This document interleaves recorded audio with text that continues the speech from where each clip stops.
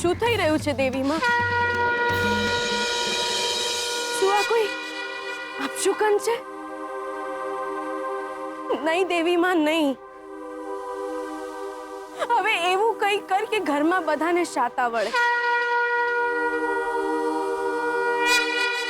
બેન, આ સરનામું બતાવશો?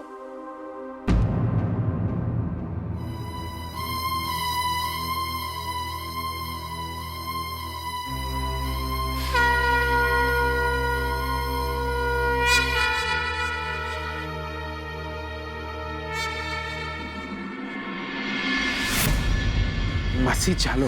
ના પાડું છું ને તને. માસી બહાર ચાલો. માસી આવો. બહાર બહાર બધાની સાથે બેસો, થોડી વાર તમને સારું લાગશે. જીગર મારી. માસી તમે આવો, બહાર આવો, થોડી વાર બેસો. શાંતિથી બેસો માસી. માસી, 2 દાડાથી તમે જમ્યા નહીં. તમે કંઈ ખાઈ લો. માસી, હું તમારા માટે પાણી લઈ આવું? જીગર, મેં તને એકવાર ના પાડી કે મને કઈ નથી જોઈતું. તું જા અહીંયાથી. મારે જમવું પણ નથી. માસી, માસી સમજો, તમે થોડું ખાઈ લો. તું જા અહીંયાથી. માસી, શાંત થઈ જાઓ. દાદાજી, તમે સમજાવો કંઈ. ભલે આંખે આંસુ સુકાઈ ગયા હોય, પણ આ ધાન ગળે કેવી રીતે ઉતરે? મેં કહ્યું ને તને, મારે નથી જમવું. દાદાજી, તમે પણ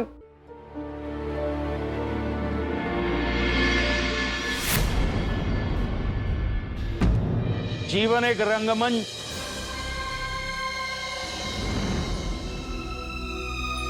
જીવન એક રંગમંચ. આપણે બધા જ કઠપૂતળીઓ છે. એ કઠપૂતળીઓની ડોર ઉપરવાળાના હાથમાં છે. એ વિધાતાએ જે રીતે આ પાત્રો લખ્યા છે એ રીતે આપણને ભજવવા જ પડશે. ને જ્યારે એ પાત્ર ભજવીને પૂરું થાય ત્યારે દરેકે દરેક માણસે એક્ઝિટ લેવી જ પડતી હોય છે.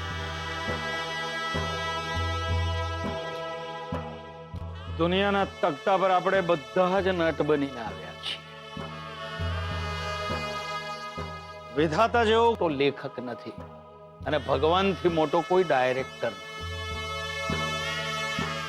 એ વિધાતાએ લખ્યા મુજબ અને ભગવાને ડાયરેક્ટ કર્યા મુજબ જે આ જીવનના રંગમંચ પર પાત્ર ભજવી જાય છે એને નટ કહેવામાં આવે છે. પણ જે આ વિધાતાએ લખ્યા મુજબ અને ભગવાને ડાયરેક્ટ કર્યા મુજબ એ પાત્રમાં રમમાણ થાય છે,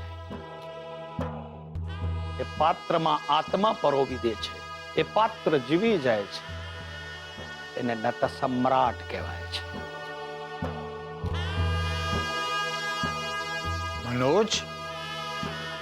મનોજ જોશી. અમરકાંતભાઈ,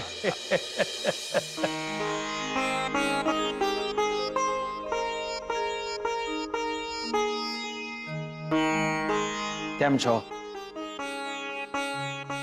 અમરકાંતભાઈ, આ અમારા સાથી કલાકારો છે. દીપિકાજી,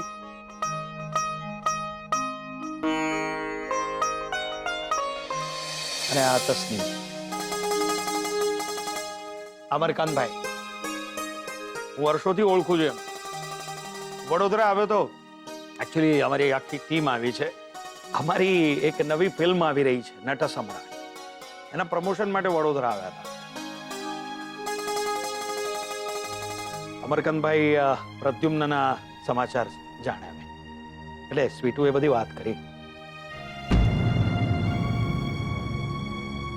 પણ એક વાત કહું, જો પ્રદ્યુમ્નની એક્ઝિટ થવાની હતી, થઈ ગઈ. એ બધું આપણા હાથમાં નથી.